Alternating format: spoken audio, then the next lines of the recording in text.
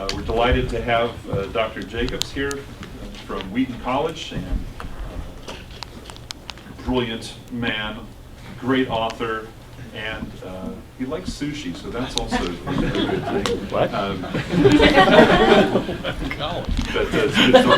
It's great to have him here for Celebratio. This is the second event for our weekend festival, and again, if you haven't signed up yet, if you're from out of town, please do, particularly in the morning, we'll have registration there, and you have some packets to pick up that give you the weekend's events.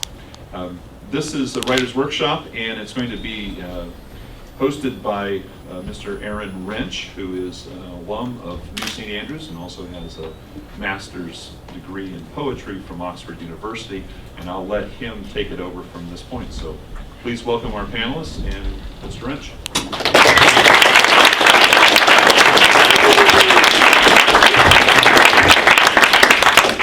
All right, so basically what we're going to do today is a writer's roundtable without the round table.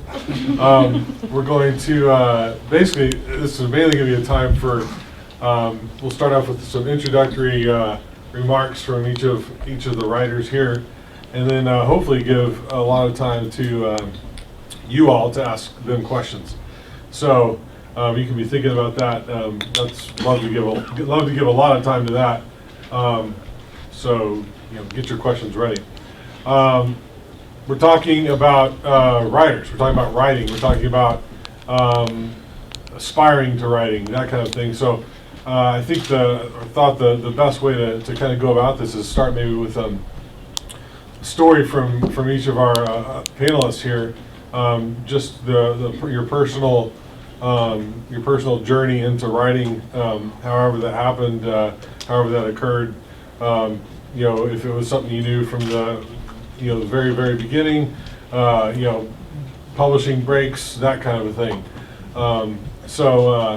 Without really much more to say at this point, I'll go ahead and we can just kind of go down this way. So Doug, if you want to start off, tell us some kind of, and you can feel free to add anything into that. Well, I'll just begin very briefly. Say I grew up in a family that loved books. My dad ran a Christian bookstore. I remember being taken down to the bookstore as a little kid whenever he had to do inventory, and we would help him count all the books for inventory, and then we'd be paid in books. And you could pick whatever you wanted to do. We were read to from as long as I can remember. We were read to a lot. I grew up around them, and I knew sometime in late elementary school, I don't know what year it was or exactly how old I was, but late elementary school probably, remembering that what I wanted to do was make books. And I didn't think of it in terms of writing. I just wanted to make books because the books were the coolest thing. So that's where it started. I knew so I've always known that I loved writing, wanted to write, do something with words, but I didn't actually write my first book until I was maybe almost 40. So it took a while. Maybe just a couple follow-up questions for me and before we move on. But you were writing before then, though, right? Yes. I did a newspaper column and some evangelistic materials and some for like Christian evangelistic papers for distributing on campus and things like that. But I didn't begin. In fact, I started writing for the Daily News in 1980, a newspaper column, and that's where I learned to type. Because the newspaper had a computer and with keyboards, and I would go down to the newspaper and log on and type, and that's how I learned to type. So that just made me think of that Steve Martin line. He says, "Apple Pie Hubbub was a significant novel for me because when I first started using verbs. And that was when I learned to type. A bit of a chasm there, but before we move on, what maybe some this is always a tricky subject, but advice on to people aspiring to write, get published. Yeah, that kind of thing. I would say the main thing is Mark Twain defined a classic as a book that everyone wants to have read, but nobody wants to read. And oftentimes people want to be a writer, they want to have written, but they don't want to write. And so the first thing I would do is encourage people who want to write to not start with the book deal, but if I got a lucrative book deal, then I would certainly apply myself and write something. I think you have to spend a lot of time just churning it out, learning what you're doing. That's what, and in fact, go to school, finish school. A good school will teach you will hone a lot of those crafts and make you write. And Finnish schools are very difficult too. Finish school, not finishing school. Finnish as an Along with Estonian school. Charm school. Okay, well, let's move on to Dr. Jacobs. I'm gonna make you talk a little longer. Yeah. I'm Okay. gonna try. Yeah, that's right. That reminds me of a Coolidge story. A lady sat down to the president. She was seated next to him, and she said, "Mr. President," he was noted for his taciturn ways. She said, "Mr. President, I bet someone that I could get more than 2 words out of you this evening." And he said, "You lose." 1-2. So we'll see how this goes. Well, I think I can get more than 2 words. That's more, right? That's enough, right? I did a lot of writing throughout. Actually, until I was about 10 or 11, I thought I wanted to be an artist, and I actually tried to enroll in the famous artists school, which you used to be in like the back of comic books. You could, send it, but I was told I was too young. They're advertising In comic books, they tell you you're too young. So while I was waiting for my opportunity to become a famous artist, I thought I would write instead. But I didn't feel, this is an extra connection to Doug's story, I didn't feel like it was actually writing unless it was typed. That was when you really went to the next level. That's when you were serious. And so when I got my first job, which was in a bookstore, it took me a while to get a paycheck because we were opening this bookstore in a mall, and so I worked for the bookstore for a month before we actually opened, just setting everything up, carrying the books around. It was manual labor, which I really didn't sign up for, but that's what it ended up being for about a month. And so I couldn't buy any books because we didn't have any cash registers. So I just kept setting them aside, the ones that I was going to buy, and then I discovered that the number of books I'd set aside exceeded my paycheck for the first month. So when I eventually got paid, I got a typewriter, and I wanted a really serious typewriter, so it had to be a big electric typewriter back in the day, right? When you actually had electric typewriters, and this current spoiled generation. And but I could only afford this ancient IBM Selectric, which I think I looked it up the other day. I think it's like a 1953 model, and I got it from this old typewriter shop, the sort of thing that doesn't exist anymore, and it had to have weighed 60 pounds, and I got it home, and I decided to rearrange my room in order to facilitate writing and facilitate other things as well. So I ended up, I set up what I thought was this great system, because there was a desk that had been downstairs that nobody was using, and so I got this desk upstairs, and I lined things up really neatly. I thought it was great. I had my bed, and the bed was kind of up against the wall, and then I had my desk right next to my bed. And so the bed goes this way, the desk goes this way, and I put my typewriter in the middle of my desk, And then I had my TV. I had a little portable TV, which I put at the end because then I could just lie down in bed and watch the TV. It was just perfect, it was just sitting right there. So I thought that was great. So I sit down and I roll the paper into the typewriter and I start typing. I was 16. And I start typing and I hit the return and it goes through the back of the TV.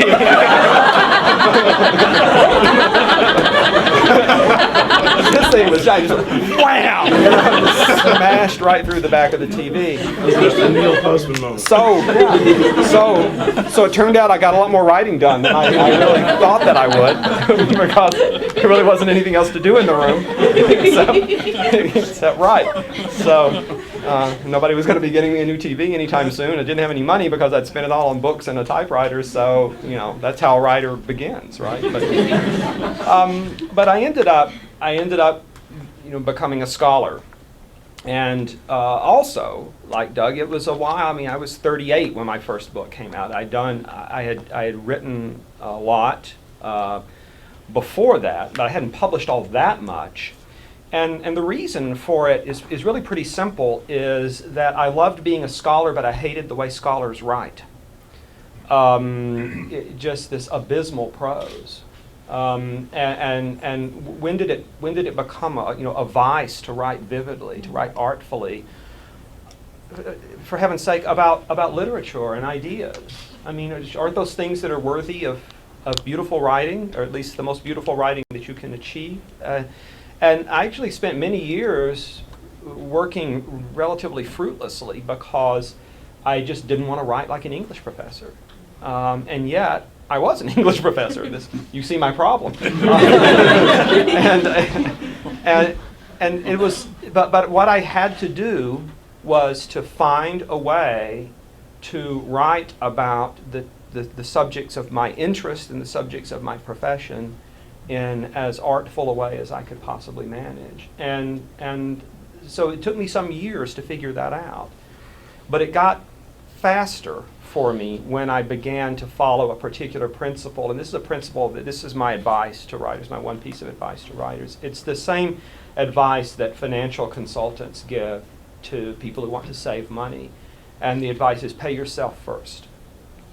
Right? That's what the financial consultants say. Pay yourself first. If you say, I'm going to put some money away after I've paid off all of my bills and after I've done all these other things, then you'll never actually put any money away. You really have to pay yourself first and then pay everybody else. Then you can save some money. And I finally started really making progress in my life as a writer when I started paying myself first. That is, my first and best energies went to the writing. And what I found was that if I did that, I could still be a good teacher, as good a teacher as I'm capable of being anyway, because the moment brought its own energy. The moment, the situation of teaching brings its own energy. But what I found is that if I said, I'm going to do all of my prep for class first and then I'm going to write at the end of the day, that never happened. Very little of it happened anyway. And so what I found was that if I paid myself first and I made sure that the writing got done before anything else got done, the other things got done too. And I think in many cases got done better because I felt better about myself. I had a sense of accomplishment. I had a sense that I was moving closer to the goals that I had. And so whenever I'm asked to give advice to writers, that is the one piece of advice that I always give, is to pay yourself first. That is, if the writing that you want to do is something that you're just going to fit in around the edges of your life when you can, then you probably don't really want to do it all that much. If you really, really, really want to do it, then you're going to find a way to get that done. And then the other stuff that you have to get done will also happen. But it has to be a priority. There has to be a certain degree of selfishness about making that happen. And, I maybe selfishness isn't the right word, but that's the way it's going to feel. It's going to feel like selfishness. But what it may actually be doing, what may actually be going on there is that you're heeding a call upon your life. Discipline. Yeah. So I think if I have one piece of advice, that's the one piece of advice that I got. Thank you. Did I talk long enough, Aaron? Okay. We'll have you talk more. Oh, I'm not done. I'm That was it. My turn. Nate. Also, upper elementary school for me was when it dawned on me this is what I was going to do, though, because of generational advance. I knew that it would mean writing the books, making books. But it is, yeah, it's right in 6th grade. That was not when I decided. That was when I realized it was sort of this is just kind of the thing I want to do. And I didn't find out till much later that my sisters doubted me the entire time. They never told me. You So I was should okay. write about it. Yeah. You should write about I it. should write about it. So yeah, some they, sort of delayed trauma. Or something. yeah. No, actually, it kind of surprised me. They just said, "Hey, that's funny. We never thought you'd do that." But it is funny because there was no typewriters, nothing like that. But the ubiquitousness of the computer was had not yet fully arrived. So I did actually have to go right after Anselm House was all closed down and dark, because I didn't own a computer, I didn't own a typewriter, so you would never buy a typewriter. But you couldn't afford to buy the basic laptop or anything like that. So I was freshly married, right out of grad school, had finished school, and had worked on short stuff, micro prose, sketches, that kind of thing, trying to discipline paragraphs, sentences, before I actually tried to tackle anything novel length. And then got married, moved back here, starting to teach part-time at NSA, and had no money, and we had a little, brand new baby. So we would go down to Anselm House at night, I'd let ourselves in, my wife would come with me and stick the baby in the swing, and I would just sort of write until I had 3,000 words, and that was it. And so I couldn't leave until there were 3,000 words in the doc. And I didn't realize at the time that was an insanely high amount to be expecting myself to be producing, but it worked. And so it was the same kind of thing happened to me in 8th grade when I hit 6 feet and people started asking me if I could dunk. I started thinking that was a reasonable expectation. It was completely unreasonable, but they made me feel guilty for not being able to as a junior high student. So I had a real high expectation for how many words I had to be producing per day in order to do this. I wrote a short novel and wrote it very, very quickly and then threw it away. Sort of looked at it and threw it away and made a note of everything I didn't like about it, and then went to the next one and started. And that one,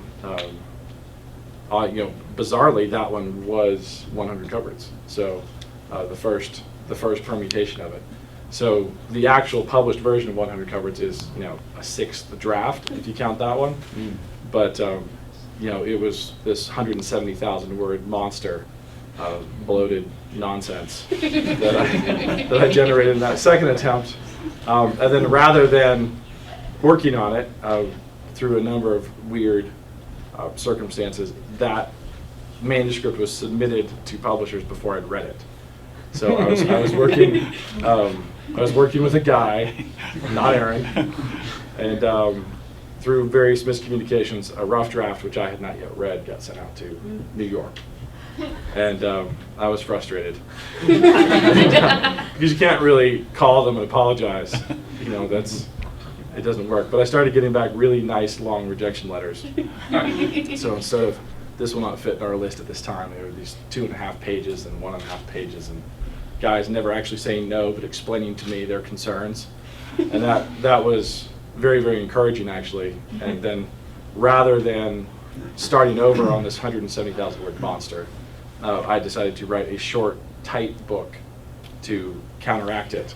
So these people are already making semi-happy, semi-negative noises about 100 cupboards in behemoth form, and I figured if I give them a tight, short thing, then they maybe will be convinced that I can discipline this.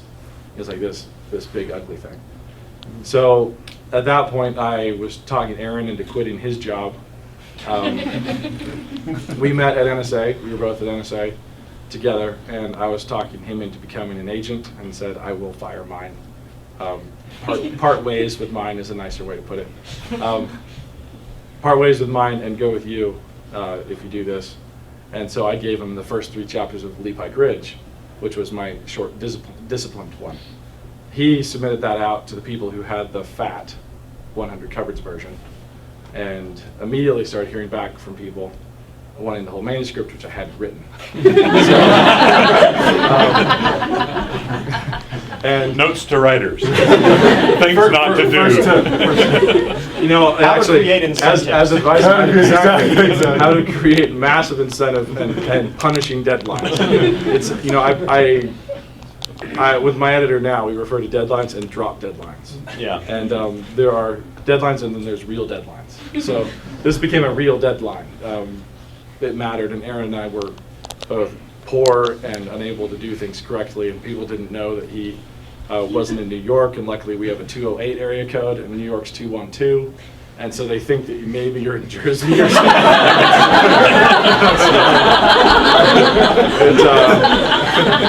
It works. It really does. The It's iPhone remarkable. has totally messed it up. Yeah, it actually has. Yeah, but it was helpful at the time. So Aaron told me he was visiting family in Philly. He could drive into New York. We had a deadline. It was 2 weeks later, I believe it was. Like, he will be in New York in 2 weeks, and if you have the manuscript, then I can hand it to people in New York. And so I had 2 weeks to finish a novel. So I did. I emailed it to him the night before. He, I think I sent you installments, and which he read. Yeah. And then emailed him a PDF the night before he was in New York. He double parked in Manhattan, ran into a copy center, printed out copies. And Note to writers, things not to incidentally, we haven't stopped operating this way. So he prints it off, and then, you know, 5 minutes later, he's sitting across from the publisher of Harry Potter, saying, "Here's the book, you know, book you've requested," and it's still kind of hot. So the real target for us was Random House. I'd really liked their comments about 100 cupboards. They cut very heavily the direction I wanted to take it. We gave them Lee Pike Ridge, and very quickly we had a multiple house situation going on, and landed with a 4-book deal with Random House. So very, very happy with them and with the way that whole pinata game went. And I'm still with them and like them a lot. We're working on a new series. So, but as far as advice goes, deadlines, high expectations, and you know what Dr. Jacobs is saying about paying yourself first is very, very true, because you will realize if you have a job, or hopefully if you're a student of mine, that I provide consequences, or your boss will provide consequences for you, and you still manage. Basically, you're capable of doing a lot more than you think you are. And if you are saying, "Well, I'm the boss of myself as a writer, so I'm going to give myself grace because I'm tired. You know, I can put this off, or I can put that off." If you do it while you have energy, you do it first. You'll find that you still have energy to not lose your job and to not flunk out of school, hopefully. And if you don't, then you need to reprioritize, reduce that word count. But honestly, if you want to write professionally, then you are one of tens of thousands of people. The last I've seen, still the most sought after profession in North America. And if you want to beat 99% of them, you just have to write something. So it really, and that's it. And you finish something, and then when you're done finishing that one, you finish the next thing. And if you get good, opportunities will present themselves, you know, as you actually work. And the situation might not, what you did in writing something and throwing it away is actually something that many writers do throughout their careers. Yeah. I know Elizabeth Dewberry's a novelist who says basically I write a novel and throw it away, and then I write another novel and that gets published, and then I write another novel and that I have to throw away, and then so Yeah. every other novel she writes actually ends up coming to fruition. But she can't write those Exactly. without writing the ones that And you never wish see the there's, light. when you read something like the unpublished works of G.K. Chesterton, Yeah. you think, wow, this is why it's not published. there's a reason. But you see all the ideas he had that were genius that cropped up again, and he executed them better in this other thing that was published. And that's, you have to be able to have, you're going to have some chaff, but at the same time, the really prolific guys like Terry Pratchett, you know, I wish that every other novel wasn't published. Right. Because he's a complete genius, but because he's a complete genius and everything sells millions of copies no matter what, nobody says no Right. Everything off as a hard drive goes into print. And I think every other one's about right. Yeah. There's and I think it's really important to realize that there really isn't anybody for whom this is an easy game. You know, there really isn't. And I think one of the things that we can be deceived by is the kind of writing that looks as though it were effortless to produce. And you know, and the fact that it's effortless to read almost certainly means that it wasn't effortless to produce, right? That I remember being so shocked years ago seeing a series of drafts that E.B. White had gone through for a little casual that he wrote for the New Yorker on the first moon landing. And I had read that piece anthologized somewhere, and it's just one of those perfect little E.B. White bagatelles, you know, where every word is exactly right, and it sounds like the guy is just talking to you, and it has this perfect casual elegance, and you think that, you know, he must have just sat down and dashed that off in 5 minutes. And that piece, which is, I think, maybe 400 words or something like that, went through 7 complete drafts. And in fact, he went through 4 complete drafts and sent it in to the New Yorker.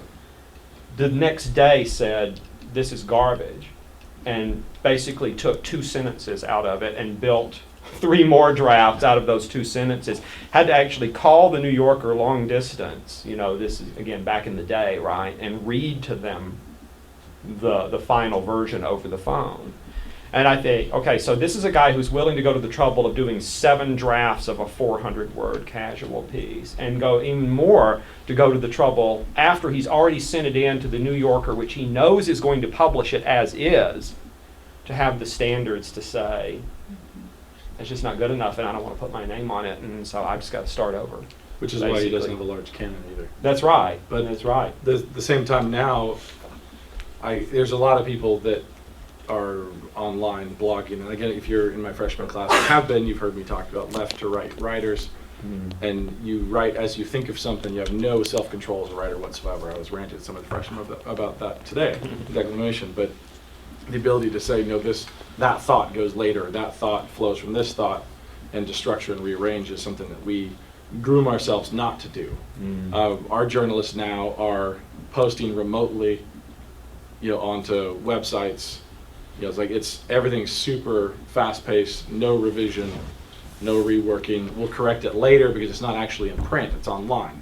So you can go in and you can retract or improve or shift. And so I think there are a lot more people writing than there have ever been, thanks to the great wide interwebs. And I don't think a lot of them are improving, because it's just, you say it as it comes, and you're just practicing running your mouth. The other, So just the bottom line of all of this that I'm hearing is that writing is hard work. It's a craft, Sometimes. it's a discipline. But like limericks are just easy.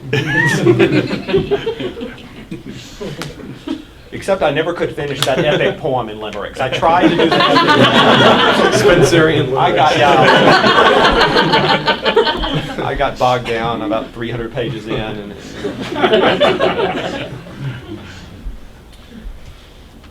This is a good time maybe to open up for some questions here. Anyone having any questions? One question. What do you do? Why can't he just send his manuscript in? Why can Aaron? Oh. Yeah, why do you need Aaron? Why is Aaron Why can't necessary? you just send it in? What do you do? Tell us what you do. no offense. nobody. I want to actually answer this question. This is one of the reasons why I hate cameras for things like this. But there's a good cop, bad cop thing that can happen.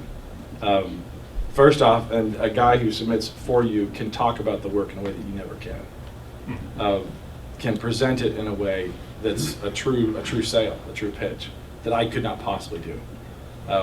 And even if I'm hoping it's good, and he can look at it and say, "This is really good. You should publish it."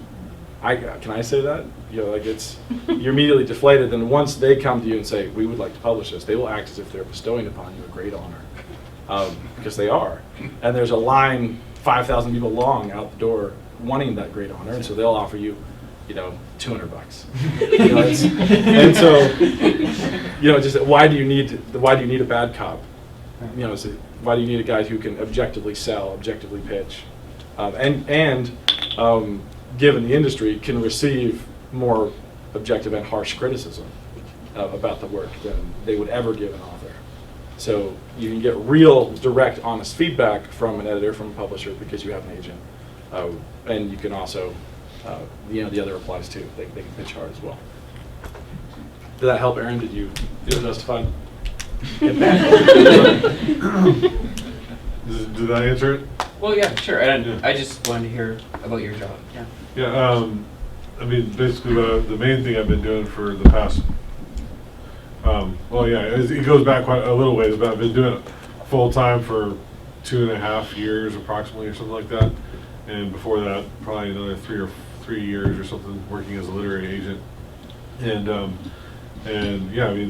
basics of it are that you, as a literary agent, represent authors to publishers, and try and have a pulse on the market and try and know editors, the right editors for the right things, which is a fun thing to do from Moscow, Idaho. I wouldn't do it anywhere else. There's a writer, Walter Kern. He writes for The Atlantic, a number of places. He writes novels too, and lots of things. But Wrote Up in the Air. Wrote Up in the Air, and Thumbsucker, all sorts of George Clooney movie. But he said, if you want to be a writer, he said, move to New York or the place that represents New York for you. And I kind of liked it because that's Moscow for me.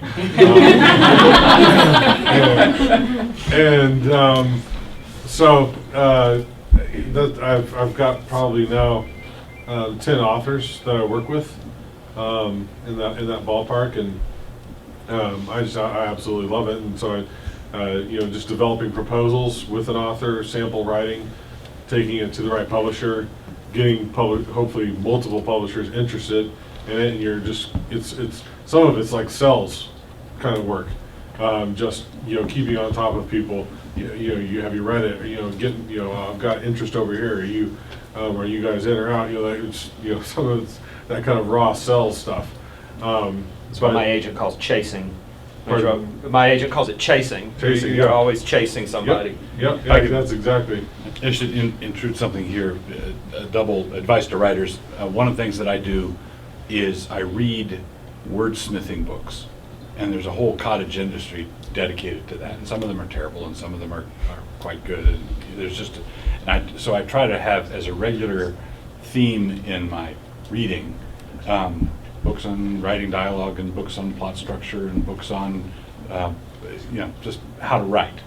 And in the course of doing this, and that's the first thing, I think it's discriminating, because it's a cottage industry. There's a lot of good stuff, but it's also incestuous because there are a lot of desperate aspiring writers out there. It's easier if you're a failed novelist. It's easier to write a book on how to get your novel published.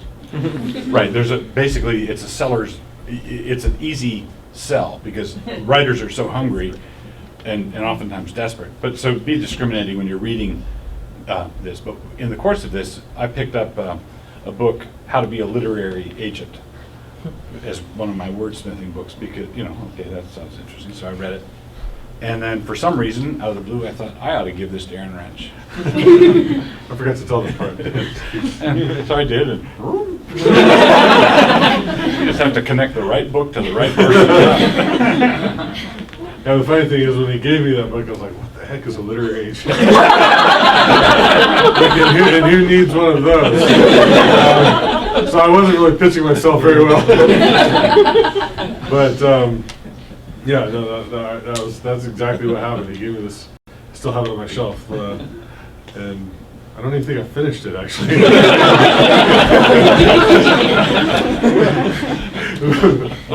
He took his advice quickly. It did the trick. I think it's interesting how many writers are kind of instinctively suspicious of agents, and should be. And some, he's speaking from experience, obviously. But I think there is this there are reasons for it. There are Yeah. reasons for it, for the suspicion. But there are also some bad reasons. And I think it's the best thing that has ever happened to me as a writer is getting the agent that I have now. By far the best thing. Now, getting a bad agent can maybe be the worst thing that would ever happen to you as a writer, but having a good agent, because if you have a good agent, then what you get to think about is writing. That's just terrific. You know, because so many other things that you would have to deal with if you were trying to do everything on your own, that's their job. It's not your job. Your job is to write. And it's been tremendously helpful. And agents know a lot of stuff. A good agent knows a lot of stuff about the market, about what, yeah, I mean, so you could send your manuscript out to 30 different publishers. An agent who actually knows the territory would realize that in 27 of those cases, you're absolutely wasting your time. There's no way that you're ever going to get a response from that house or from that editor. And a knowledgeable agent would be able to say, instead of sending this to these 30 random places, how about these 6 targeted places where I can be pretty confident that your work is going to get at least a sympathetic hearing. And you heard from Nate how important it can be to get a sympathetic hearing, even when they're not saying yes. I mean, that can really be the strength to go on in so many ways, and in addition to substantive advice that might come. So I just think that it's hard work finding the right agent, but it's worth pursuing, I think. It was for me anyway.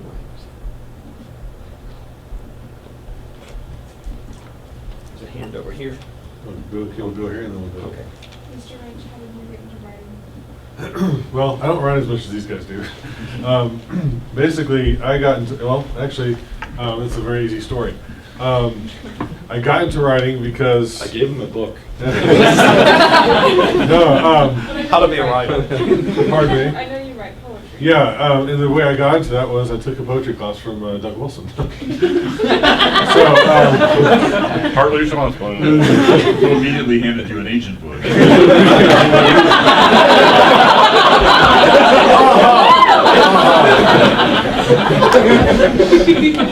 yeah. So why don't you try this?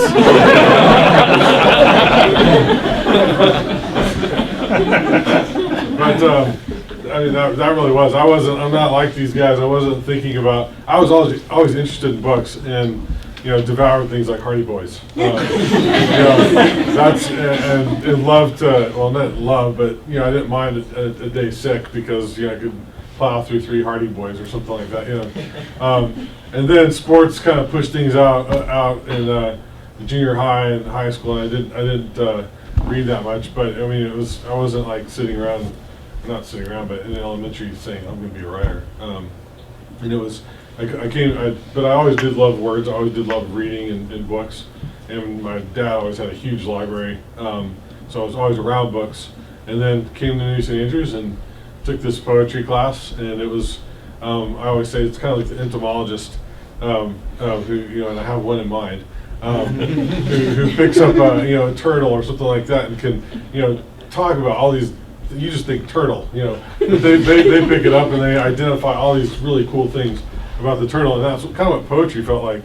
You picked it up and it was like, all of this complexity and beauty, and it really just got me hooked. And so that class was kind of the launching pad, and then I just kept going with it. And then I took another poetry class later on from Robert Wrigley, a poet over here at UI, who's a pretty well-known poet.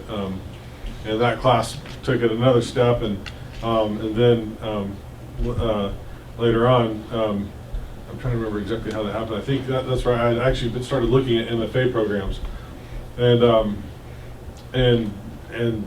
funny enough, I had looked at Oxford before, and I didn't really think much about it. And then a couple years later, Nate said, Oxford's got this poetry MFA program, and I found out. And so he told me about it. I was actually at my in-laws on Christmas vacation, filled out the application, and had like 2.5 weeks to get my reference letter and all this stuff. And anyways, applied, and 5 months later, found out I was accepted. And so then I went and did that, and it's just. That's kind of the brief the brief story. on that. But he also has sort of an electric magic touch. I mean, with the Oxford thing, the only one there who wasn't previously published or already had a different, graduate degree. So just sort of, I think they all needed an agent. So it opened doors. Yeah. I guess this question is for Nate.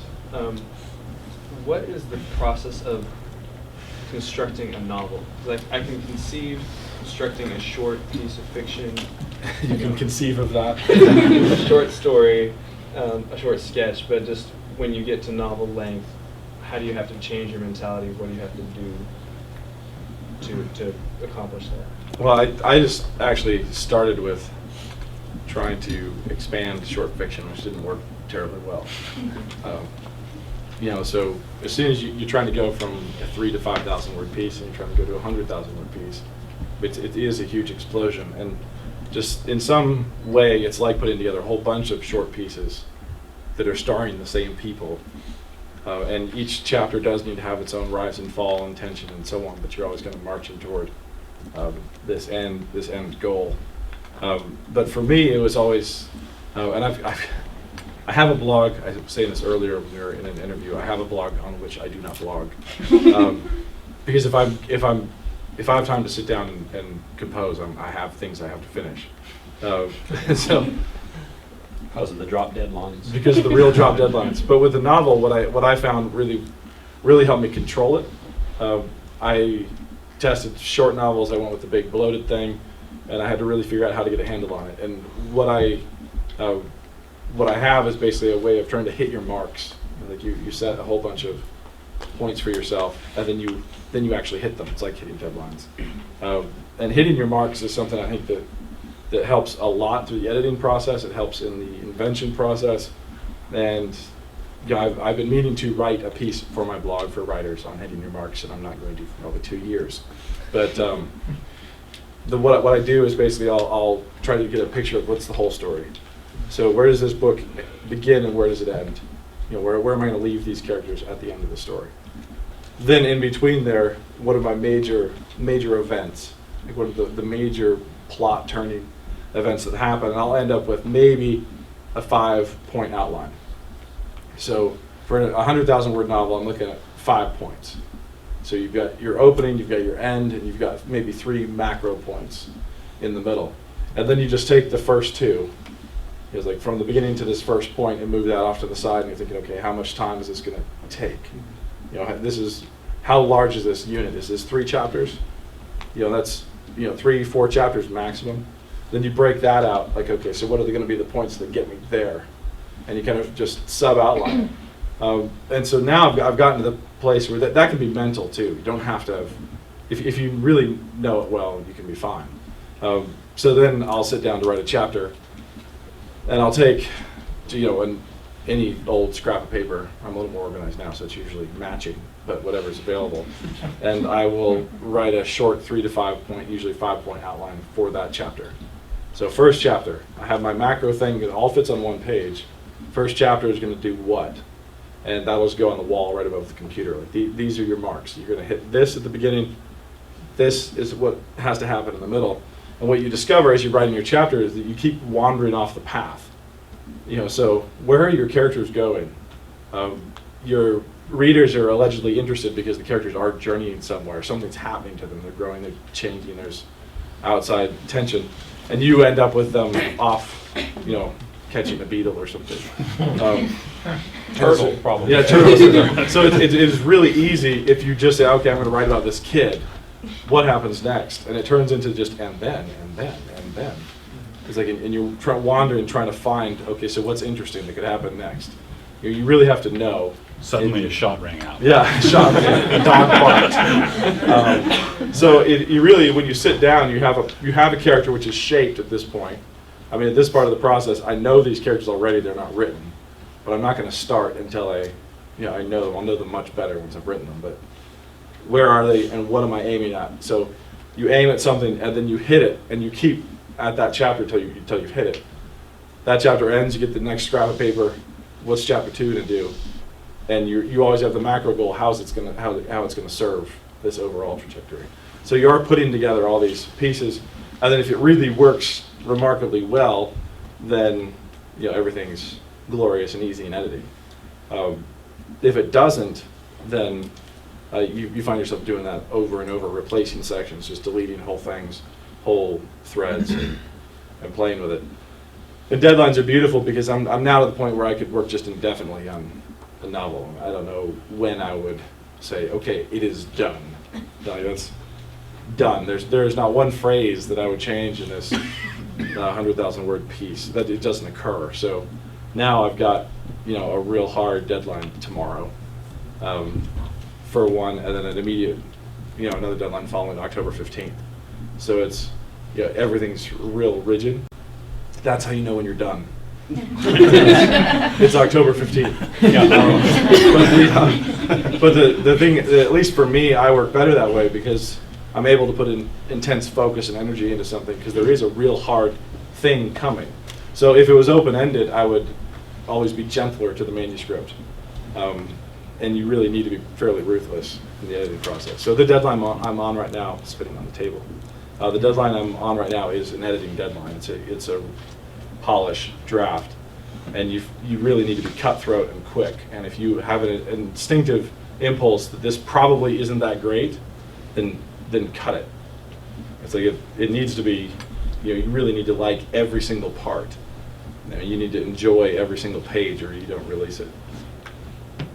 I think it's interesting to think about how Tolkien wrote The Lord of the Rings because he had no idea what was going to happen. Yeah. He just kind of launched in, and there were several points at which he stopped because he didn't know what the next thing was going to be.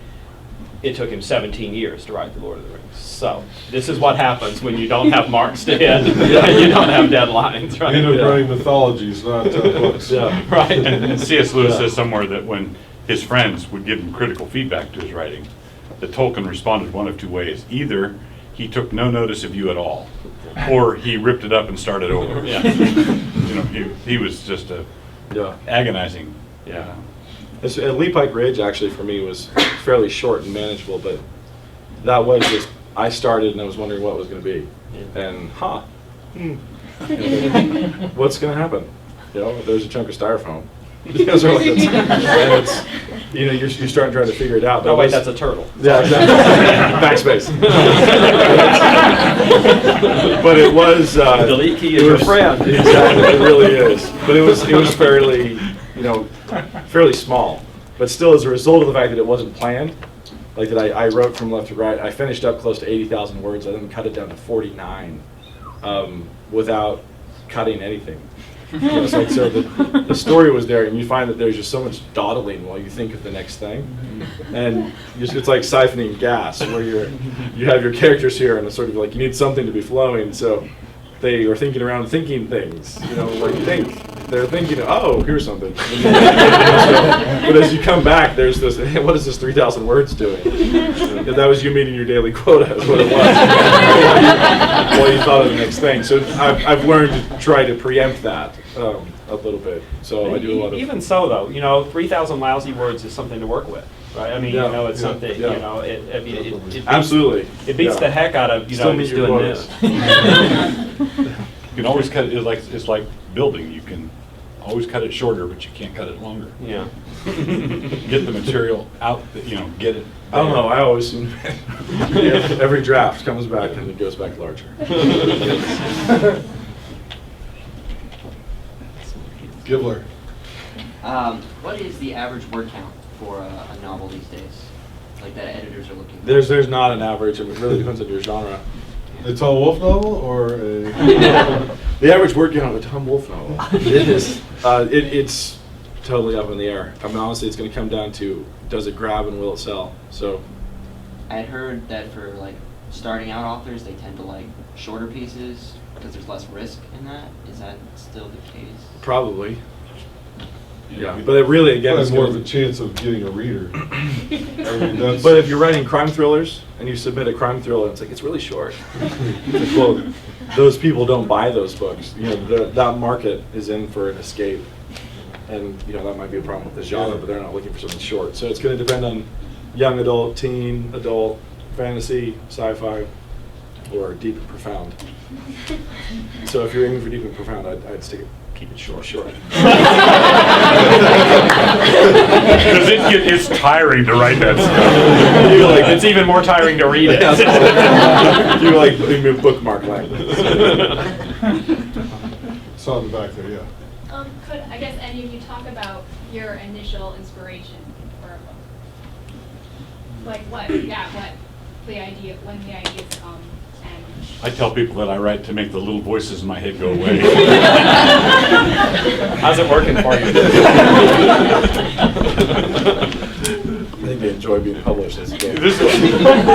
I was talking to Dr. Jacobs earlier about his biography of the imagination of C.S. Lewis. C.S. Lewis said that he wrote from images. You know, he had pictures. He had a picture of a fawn and a lamppost. And You had to justify that. I need to write a story around that. So Lewis starts with images.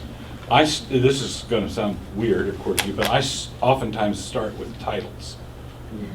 I think of a title, and I think, you know, a phrase that would be a great title of an article or a chapter, or that's the kind of thing that I want, and I say, well, that's such a great title. It needs something to go with it, and so I frequently write to the title.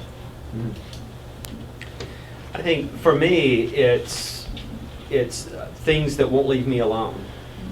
Like the voices in my head. Yeah. Actually, what happens is that there are voices in Doug's head, and then he calls me and tells me what they're saying. No, but I mean, there's something you think that's interesting, and then you don't think about it again. And then there are other things you think that's interesting. No, I don't think I want to do that. And then next week it's back, and then a month after that it's back. And after a while you realize that if I don't write this, it's actually not going to leave me alone. And so, I mean, most of what I write gets written that way. And I think that's something that can really apply across almost any genre that you happen to be writing in. This sense that your mind has latched on to something which is clearly of significance to your mind, even if you don't know what that significance is. And sometimes writing is how you find that out. It's how you discover what it is that your mind is working with and why it keeps being drawn back to this. And so I find that pretty helpful, because if an idea pops into my head, I've learned not to just sit down and start working on it immediately. I'll make note of it, but I won't sit down and start working on it immediately, because I don't know whether it's something that's got legs. I don't know whether it's something that's going to last. I'll wait and see whether it returns, whether it revisits, and in that way, I have a much better sense that what I'm working on is something that I'm going to continue to be interested in, and I'm going to want to do, and it's going to carry me through those tough times when I really don't want to be working on it. Total agreement. So it's really, for me, it's about writing to scratch an itch. Yeah. So the itch can come because there's a phrase you want to justify. 100 covers was I was trying to justify a title to my wife. So, you know, late night conversation, I say 100 little covers, sounds like a fun kids book title, and I was ready to move on and be done with it. She says it sounds like a stupid title. And so then there's pressure. Come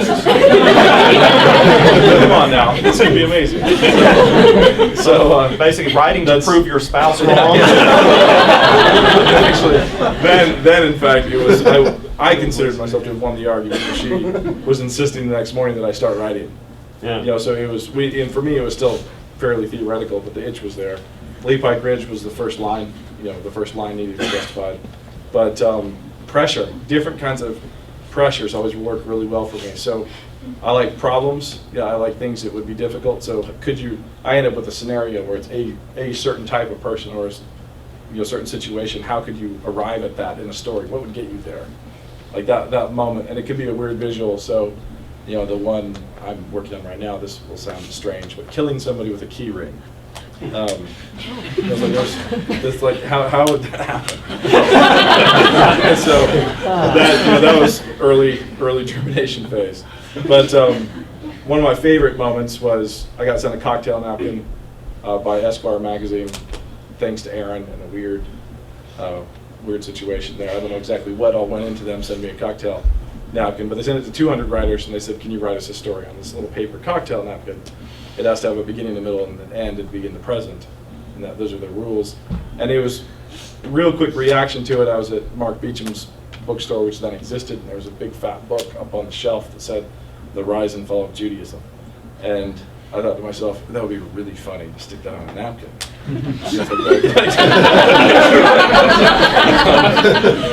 You know, so like that's, and then I left, and for a month I tried to think of other things to put on a napkin. I couldn't. It's like that was it. And so I changed It'll be that or nothing, right? Yeah, it was that, exactly. So the one time I've written anything on a typewriter, I went back down to the bookstore, cut the napkin into little strips, fed it through a manual typewriter, and typed on it.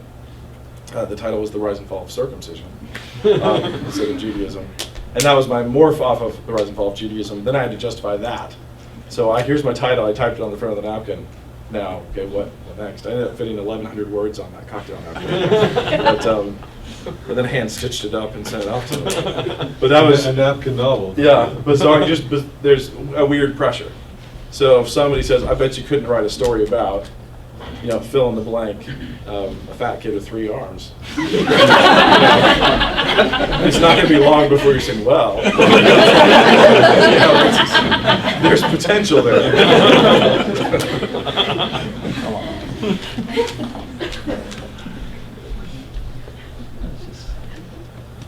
Front and center. Yeah. All right. Yeah.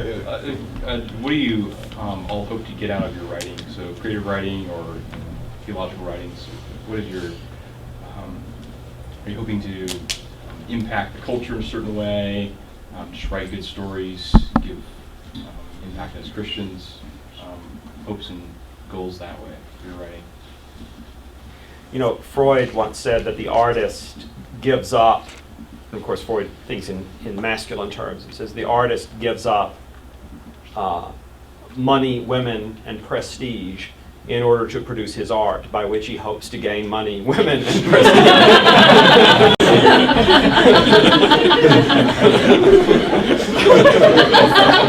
Freud is so rarely right. Yeah. That's amazing. So whenever anybody talks about, that's always the first thing that comes to my mind, you know. But I'm just quoting Freud here. I'm not, you know, making any endorsement. You know, it is. For me, it's always a very strange oscillation between the sort of the itches that need to be scratched and the desire to make a difference somehow. And I when I think about it, I do think seriously about a really wonderful passage in a play by Tom Stoppard called The Real Thing, which has, you're going to bear with me here because once I start talking about this, I have to tell a story about the metaphor that a writer in this play named Henry creates. Henry has a friend, a female friend, who has a boyfriend who is a recently released convict, and when he was in prison, he decided he wanted to be a writer. And she wants Henry to help him be a writer, but he doesn't have a lot of talent. He's not really very good. And Henry's trying to explain the difference between good writing and bad writing, and he says, and he picks up a cricket bat.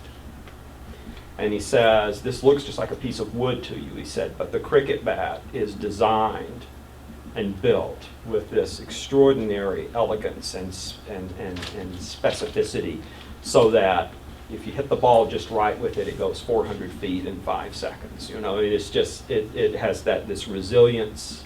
It's this amazing thing. He says, but you can actually carve something that looks just like it. And when you hit the cricket ball with that, instead of the ball flying 500 feet, or 400 feet, you drop the bat and you jump around with your arms under your armpits, your hands under your armpits because they're aching from the. He said that's the difference for him between good writing and bad writing. The good writing is like that cricket bat that is perfectly. He then illustrates this by reading lines from the guy's story and then jumping around the room. Going, oh. But but then he ends up by saying, you know, if you do it right, he said, then you have the opportunity to nudge the world a bit and to make something that children can say after you when you're dead. And I said that was I really like that way of putting it. You know, that, yeah, just no, let's don't be grandiose here, you know, but if you can nudge the world a little bit, just a little bit, you've done something really, really worthwhile, it seems to me. And then maybe there will be somebody who'll remember it a long time from now, too. That's what I always think about. I would add to that, there's the sort of the autobiographical level. I write at that level for the same reason that dogs bark. It's just, you just do this, right? What do they hope to get from it? You know, They you also just, are nudging you- the world.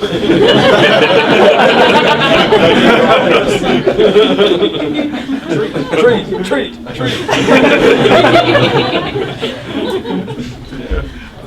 That's more, you're overanalyzing it. But the, Literary critic is what I do. but at the theological level, in the beginning was the Word, anarcha and halagos. And we are Christians. We worship the Word of God. So God is Father and Son and Spirit, but God is also speaker, spoken, and hermeneutic. And the Spirit interprets the deep things of God. The Father speaks. The Son is the spoken one. And so Christians are people of the Word, and so must therefore be people of words. And I believe that the decline of the written word is a direct result of a decline of worship, not understanding our duties in worship, not understanding who we are as homo adorans, worshiping man, not homo sapiens, but we want to worship God. And I believe that a reformation or restoration of true worship is going to, not in the postmodern critical sense of logocentric, but in the robust Trinitarian Christian sense of logocentric. We are worshipers of the Word. So how could we not be all about words? How could we not love them, love the rumble bumble of them, and love the color and the texture, and say, ooh, when you do it, arrange it this way, look what happens. And when you do that, look what happens. So it's ultimately theological, but I'm not trying to throw a pious sheen over the whole enterprise, because you have to come back and say at a personal level, you're scratching an itch. God made us to do this sort of thing. So when different people, painters and architects and artisans, are exhibiting the mannishness of man, to use Francis Schaeffer's phrase, writing is one of the essential human endeavors. And I think it's one of the coolest things in the world that Augustine, dead these centuries, could think certain thoughts in his head, scritch things on paper. I can download those same thoughts For free on your iPhone. I can read, I can get a book and read, and then think the same things that he was thinking. Is that cool or what? You know, and so it enables you to reach your descendants, to write for others, to give yourself away. I think the writing life in a Trinitarian context is something that needs to be written about a whole lot more, actually. Yeah, just to pile on that, it's not about writing professionally or writing to make a living or something like that at that point, because, you know, I think more housewives ought to be writing. You know, it's people who are not trying to crack in and start a career, but because they have things to discover. You know, there's pictures to cook. You know, like there's a lot of joy to be found in discovering communication. So what is that thing that you're sensing, that you're seeing, that you're experiencing in this moment, and then the attempt to capture it, like the attempt to capture it and give it to somebody else. So if you've done that, you know, that's anybody alive, anybody living has that, and then if they can grab it and give, then they're a poet suddenly. You know, that's what it is. And you know, we're not talking about needing to write 200,000 words. We're not talking about, you know, vast tomes, but just the ability to capture. Because God's doing it constantly around you. God's writing all the time, and there's all this wordplay swirling around us. And then we just try to snag, imitate as best we can, and then give it to somebody else. And you measure your success in capturing when you give it to somebody else. Like, do they hear that chord, you know, that you heard when they're not there? You know, so the successful communication of experience through time over generations, and not just thought and propositions, but it's, you know, it's weird. And it is kind of, you know, writing kids' books is really, really fun, because they're my favorite kinds of books, but also because I like to read them. You know, it's the dog barking thing. But then knowing that I don't know my great-great-grandfather. I have no idea who he was, but my great-great-grandkids will know me pretty well. It's like this is, you know, putting yourself into something and being able to hand it off. So I've described for a lot of people that writing is like cooking for a crowd. Yeah, so you're cooking for a mob of strangers, and you're trying to find things and combine things. Then you send it out the door and see what happens. But it does last. Sometimes it doesn't last longer, but a lot of times it does. This is, maybe it won't seem related to anybody else, but it seems related to me. Anyway, there is in a lot of these matters, one of the most beautiful and powerful things that I've ever read is an essay by Wendell Berry called Standing by Words. And it's a really powerful thing to think about, what it means to write words that you can stand by. And to write something, whether it's for yourself or for your family or for a crowd of strangers, and to work really hard at it and to be able to look back and say, yeah, I stand by that. That's a tremendously gratifying thing to be able to do. Which is why I never read anything once it's published. Yeah. I want to be able to say I stand by it. Yeah. I stood by it when I wrote it, but don't ask me now. Yeah. But that essay by Barry is just terrific, and I highly recommend it to anyone who takes the making of words seriously.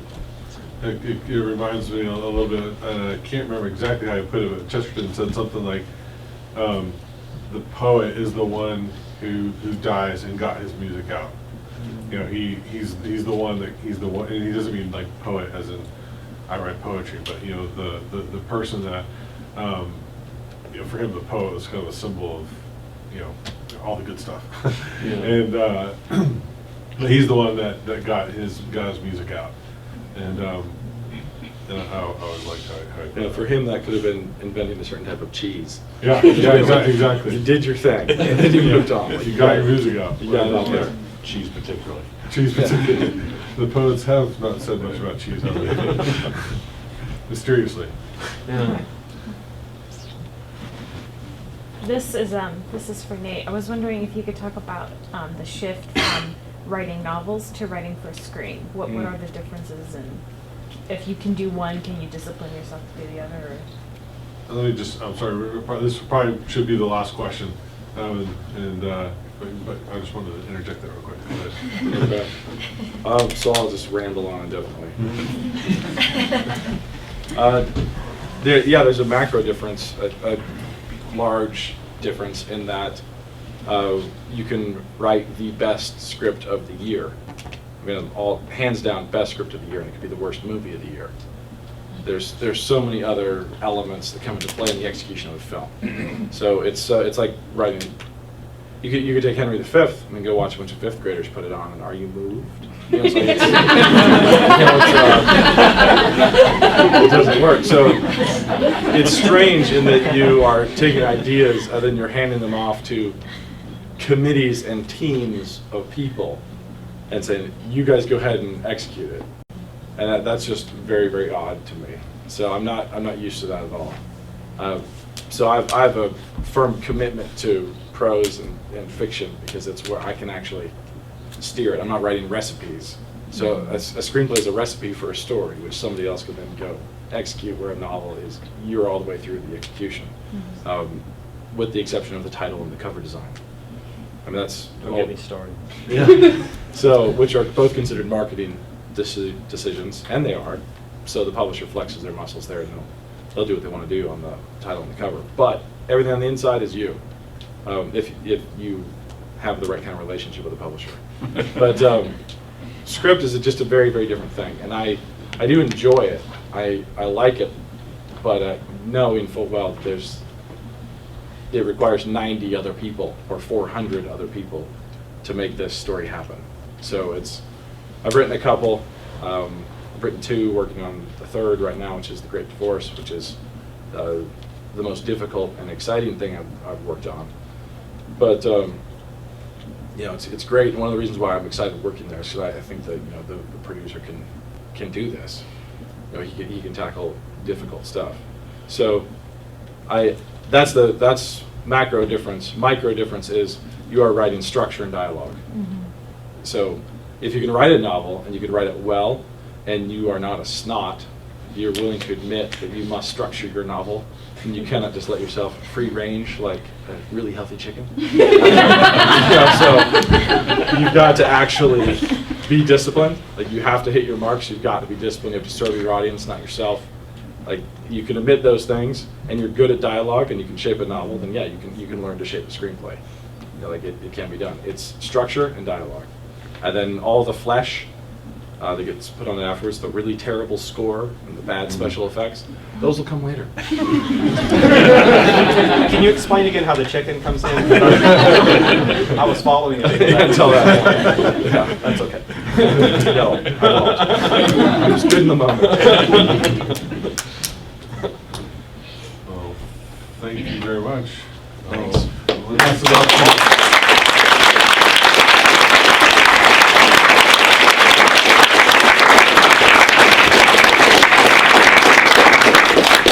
The students that are here tomorrow will be, or